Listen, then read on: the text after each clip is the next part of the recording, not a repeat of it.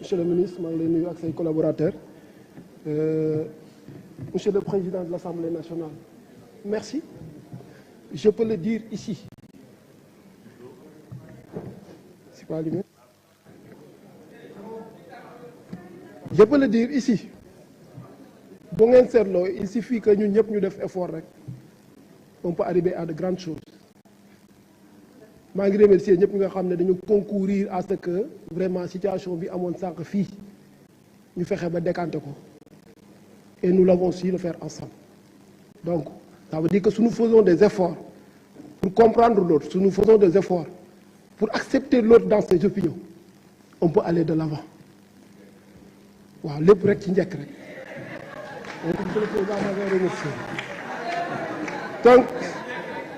Donc, puisque nous parlons d'orientation, Monsieur le ministre, pour aller de l'avant surtout, moi je dirais qu'on doit orientons-nous sur le patriotisme social, orientons-nous sur le patriotisme économique, orientons-nous sur le patriotisme historique et culturel. Aimons ce pays plus que nous-mêmes. C'est bien beau ñu defar budget bi jëli xaalis bi dajale ko mais xaalis bi tant que demul fu mu war a dem ñu toppatoo ci Sénégal ñu ko war a toppatoowee xañ suñu bopp ñi nga xam ne yàlla moo ñu def ñu jiitu on n'aboutira à rien du tout.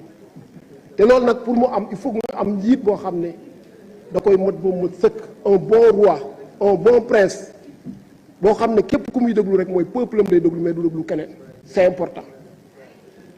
léegi si nous parlons des perspectives économiques 2024-2026, le renchérissement des coûts des biens de consommation des ménages est-il seulement le résultat des tensions sur les marchés internationaux et la toute-puissance du dollar?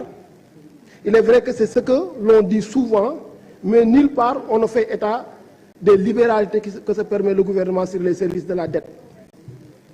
gars yi de Messi lañ lay woowee gars yi Messi lañ lay woowee waaye man dama ne yaay Messi vraiment lebkat yi.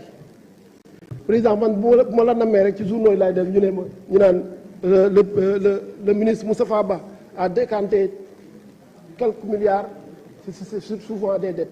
monsieur Moustapha Ba dem na jëli tel milliard dans d'autres pays loolu yëpp ay dettes la te dettes yooyu bu yàggee ci suñu ndodd gën a déjà on a dépassé les normes de l'UEMOA. donc Messi bi ñu lay woowee man dama yaakaar ne xanaa yaay Messi le champion de la dette en quelque sorte. Et surtout ces nombreuses affaires de malgouvernance et de corruption sur la situation budgétaire et financière du pays.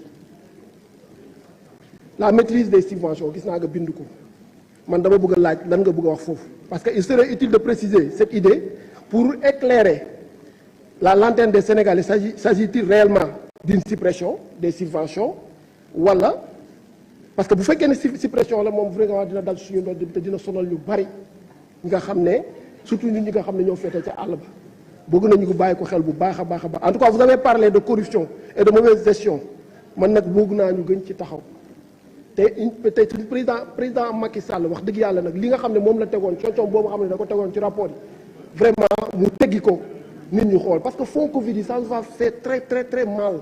Pendant que les Sénégalais étaient 16 ñu ne da ngeen a feebar bu leen génn ñu ne fonds Covid yi nit ñi ñoo ko séddoo seen biir loolu war na naqari ku ne loolu moom moo raw sax ay dégâts matériels yi gars yi di coow ci àll bi wax dëgg yàlla loolu moo raw dégâts matériels loolu c'est la personne.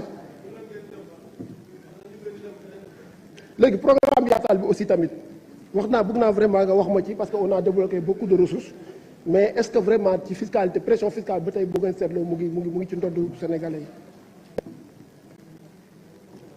À propos toujours du déficit budgétaire, la volonté de ramener à une proportion plus orthodoxe et acceptable en vue de nos défis est très noble, mais l'objectif de revenir à la norme communautaire de 3% pose deux problèmes. Premier, il y a une ambiguïté à lever dans le discours du ministre dactylographie page 13. Il est écrit à moyen terme alors que dans le rapport de présentation du budget 2023 page 1, il est écrit ramener le dit déficit à 3% du PIB au plus en 2024. 2024 c'est dans vraiment 6 mois. moo tax ma bëgg la laajaat projet yaatal bi lan la ñu apporter. À part ça, dans l'analyse du déficit budgétaire toujours, j'avais beaucoup de choses à dire mais dama koy bàyyi ba benn yoon. Merci beaucoup. Merci.